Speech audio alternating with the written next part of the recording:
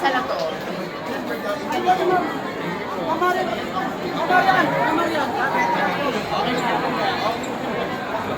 Eh, Diyos.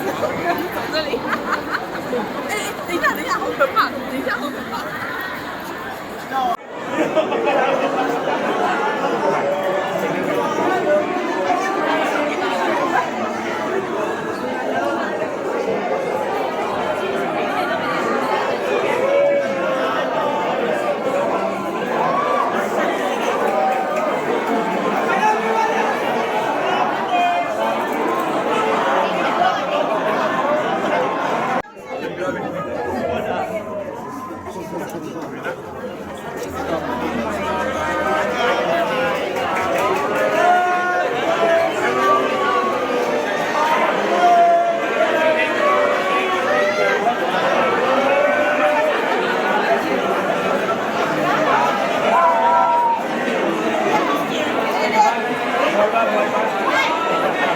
Center po muna tayo. Alright, track po muna tayo. Walang po flipper facial.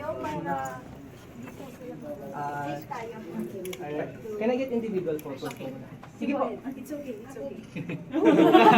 Sige po, ayaw po muna. Alright, dito po muna. 1, 2, 3. Okay, one more po. 1, 2, 3. Salamat. Ayan. Okay, dito po muna. Center. Okay, 1, 2, 3.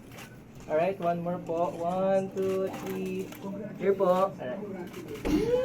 Marian, congrats! Na-dedicated kasi pag-join mo ng Sinimalaya, di ba? At pag-accept mo sa Yamina, no? Parang ano, pakiramdam mo.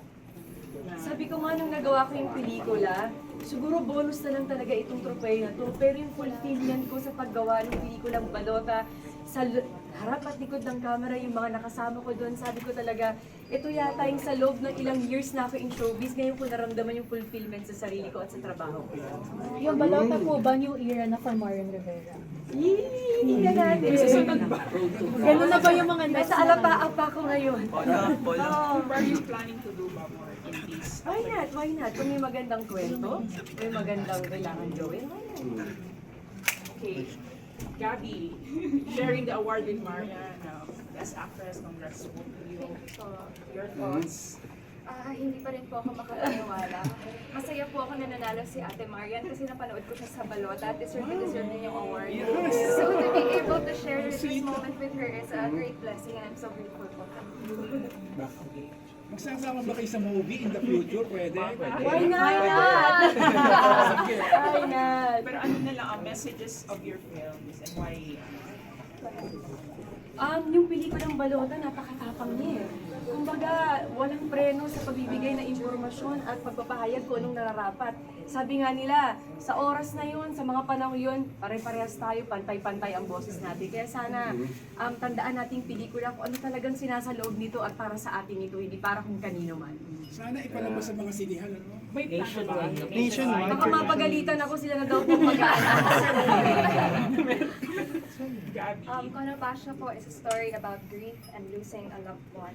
But yung message po talaga namin is yung importance of reaching out and finding someone in the darkness because in order to get through grief and through the devastation of life, you have to have someone with you. Excuse me po, Miss Gabby, pwede pong pa-center po ulit. So, lapik po. Excuse me lang po. Okay, one. Dito po yung tingin.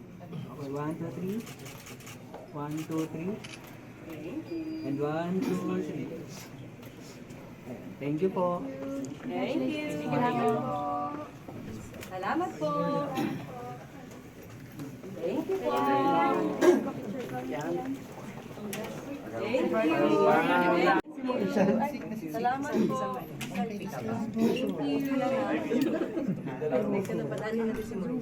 Salamat po. Salamat po. Thank you. Thank you. Thank you po. Salamat. Salamat.